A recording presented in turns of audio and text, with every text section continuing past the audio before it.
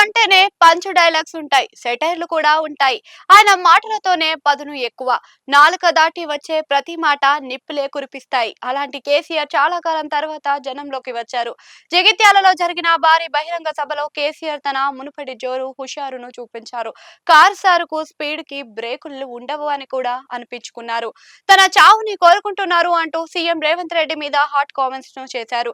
తెల్లారి లేస్తే తన చావు గురించే మాట్లాడే వారికి ఇదే తన మాట అన్నారు కేసీఆర్.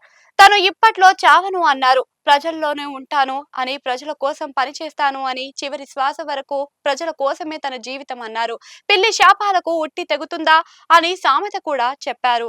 కేసీఆర్ తను పోరాటం చేస్తూనే ఉంటాను అని అన్నారు. పార్టీలో చేరిన జీవన్ రెడ్డి తన వయసు 76 అంటున్నారు అని కేసీఆర్ సరదాగా కామెంట్స్ చేశారు. అయితే తనకు కూడా 72 ఏళ్ల వయసు వచ్చిందని ఆయన వెనకాలే తను అన్నారు. తామిద్దరూ తగ్గేది ఉండదని కూడా అన్నారు. జీవన్ రెడ్డి తను కలిసి పనిచేస్తామని చెప్పారు. జీవన్ రెడ్డి తనకు గత 45 ఏళ్లుగా మంచి మిత్రుడని, రాజకీయ సిద్ధాంత విభేదాలు తప్పించి తమ మధ్య మంచి అనుబంధం ఉందని కేసీఆర్ చెప్పారు. అంతేకాదు జీవన్ రెడ్డికి పార్టీ ప్రధాన కార్యదర్శి పదవిని ఇస్తున్నాము అని, ఆయన కేవలం జగిత్యాల మాత్రమే కాదు అన్ని జిల్లాలకు పార్టీని చూసుకోవాలి అని కేసీఆర్ చెప్పారు. టీడీపీ అధినేత ఏపీ సీఎం చంద్రబాబు గురించి కూడా కేసీఆర్ ఇదే సభలో ప్రస్తావించడం విశేషం. తను తెలంగాణ ఉద్యమంలోకి రావడానికి కారణం బాబు అని అన్నారు.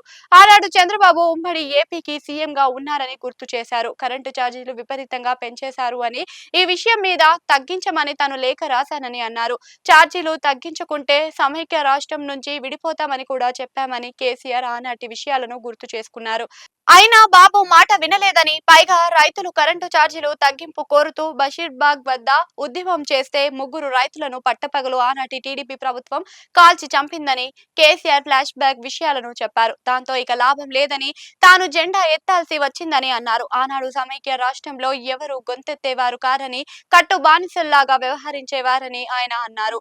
పైగా ఎదిరించిన వారి మీద కాల్పులు జరగడంతోనే తాను రంగంలోకి దిగాల్సి వచ్చిందని చెప్పారు. తెలంగాణ ఉద్యమం అంటేనే అన్ని గుర్తుకు రావాలి అని కేసీఆర్ చెప్పారు. మళ్ళీ బీఆర్ఎస్ ప్రభుత్వం అధికారంలోకి వస్తుందని ఆయన ధీమా వ్యక్తం చేశారు.